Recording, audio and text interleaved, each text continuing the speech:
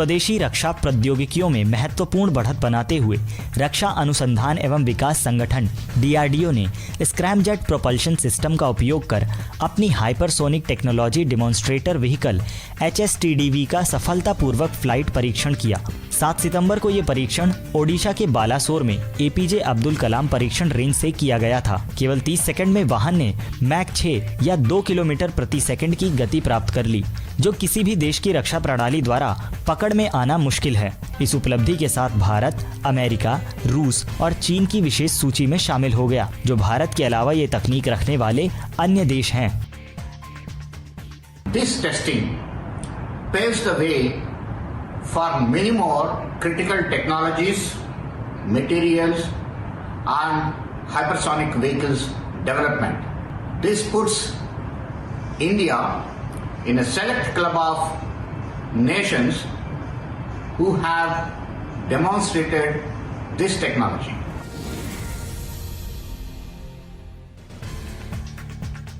अमेरिकी वैश्विक एरोस्पेस और रक्षा प्रौद्योगिकी कंपनी नॉर्थरॉप ग्रुमन ने अपने सिग्नस अंतरिक्ष यानों में से एक का नाम पूर्व अंतरिक्ष यात्री कल्पना चावला के नाम पर रखा है।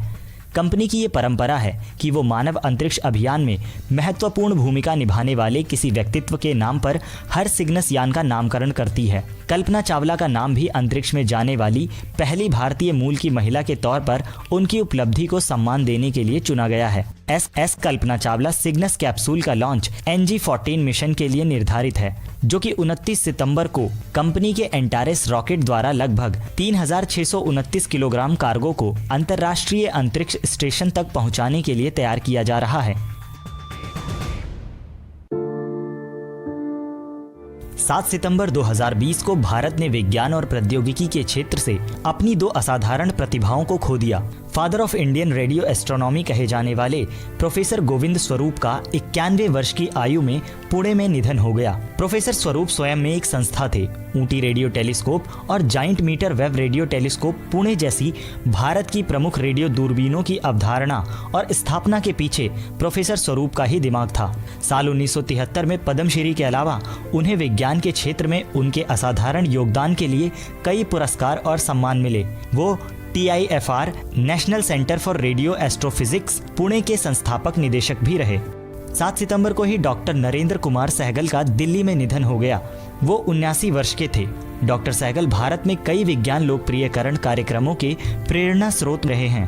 एक भौतिक विज्ञानी के तौर पर प्रशिक्षित डॉक्टर सहगल 1982 में विज्ञान और प्रौद्योगिकी विभाग में शामिल हुए और राष्ट्रीय विज्ञान और प्रौद्योगिकी संचार परिषद यानी NCSTC के प्रमुख रहे। 1989 में उन्होंने DST के अंतर्गत विज्ञान लोकप्रियकरण के लिए विज्ञान प्रसार की स्थापना की। वो देश में वैज्ञानिक चेतना पैदा करने के लिए बड़े पैमाने पर विज्ञान लोकप्रियकरण गतिविधियों के संचालन में अग्रणी रहे। 1987 में भारत जन विज्ञान जत्था और 1992 में भारत जन ज्ञान विज्ञान जत्था के साथ वो देश के करीब 1 करोड़ से अधिक लोगों तक पहुंचने में सफल रहे। उन्होंने 1993 में राष्ट्रीय बाल विज्ञान कांग्रेस की परिकल्पना की। विज्ञान को लोकप्रिय बनाने के उनके असाधारण प्रयासों के चलते उन्हें 1991 में विज्ञान लोकप्रियता के लिए यूनेस्को अंतर्राष्ट्रीय कलिंगा पुरस्कार से नवाजा गया।